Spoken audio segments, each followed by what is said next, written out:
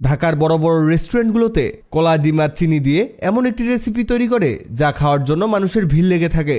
কিন্তু আমাদের একটা কথা জানা নেই, সেখানে খুবই কম খরচে এবং সহজভাবে তারা এগুলো তৈরি করে, আর আমাদের কাছে অনেক বেশি দামে বিক্রি করে হোটেল এবং রেস্টুরেন্টগুলোতে আমাদের বোকা বানায়। আর অনেক দামি হওয়ার কারণে খুবই কম মানুষ সেখানে গিয়ে খেতে পারে। তবে চিন্তা নেই, আজকের এই ভিডিও দেখার পরে আপনি আপনার বাড়িতেই খুবই সহজে এবং কম খরচে এটা বানাতে পারবেন এবং এর মজা নিতে পারবেন।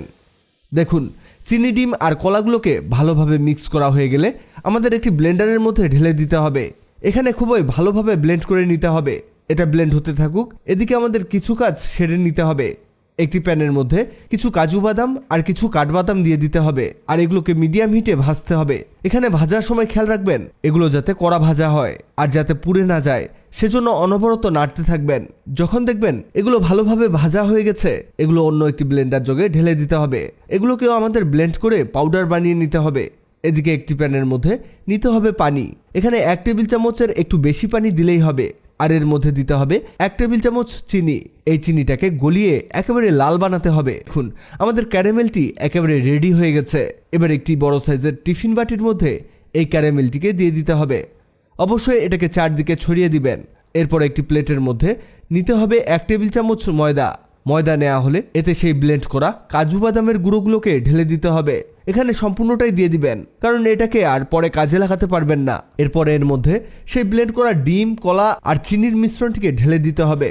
দেখুন, এটা কিন্তু খুবই ভালোভাবে ব্লেন্ড হয়েছে আর কি পরিমাণ মসৃণ হয়েছে দেখুন। এবার সবকিছুকেই করতে হবে মিক্স। এটা কিন্তু ফাইনাল মিক্স, তাই একটু সময় নিয়ে হলেও ভালো করে মিশিয়ে নিতে হবে যাতে সবগুলো উপাদান একটার সাথে আরেকটা লেগে যায়। এটা দেখে হয়তো আপনি বুঝতে পারছেন না এটা আসলে কি তৈরি হচ্ছে, কিন্তু যখন এটা তৈরি হবে তখন আপনি অবাক হয়ে বলবেন এভাবেও কি মজাদার খাবার তৈরি করা যায়। এবার এই মিশ্রণটিকে সেই রেডি করা টিফিনের মধ্যে ঢেলে দিতে হবে। শুধু ঢেলে দিলেই হবে না, এটাকে ভালোভাবে সেট করে নিতে হবে আর লাস্টে এর ঢাকনাটাকে লাগিয়ে দিতে হবে। এবার একটি সসপ্যানের মধ্যে একটি স্ট্যান্ড বসিয়ে দিব, আর এর মধ্যে দিতে হবে পর্যাপ্ত পরিমাণ পানি। পানির পরিমাণটা স্ট্যান্ডের কাছাকাছি হতে হবে। আর এর মধ্যে সেই টিফিন বাটিটিকে বসিয়ে দিব। এভাবে এটাকে ঢেকে দিতে হবে আর চুলার হিট মিডিয়াম করে দিয়ে 20 মিনিট অপেক্ষা করতে হবে। কিভাবে বুঝবেন এটা হয়েছে কিনা? এর মধ্যে একটা কাঠি প্রবেশ করাবেন। কাঠি ভেজা থাকলে এটা হয়নি, আর শুকনো থাকলে এটা হয়ে গেছে। আমাদের এটা হয়ে গেছে। এই দেখুন কি চমৎকার পুডিং তৈরি করা হলো। দেখেই কেমন খেতে ইচ্ছে করছে, আর এর টেস্ট অসাধারণ।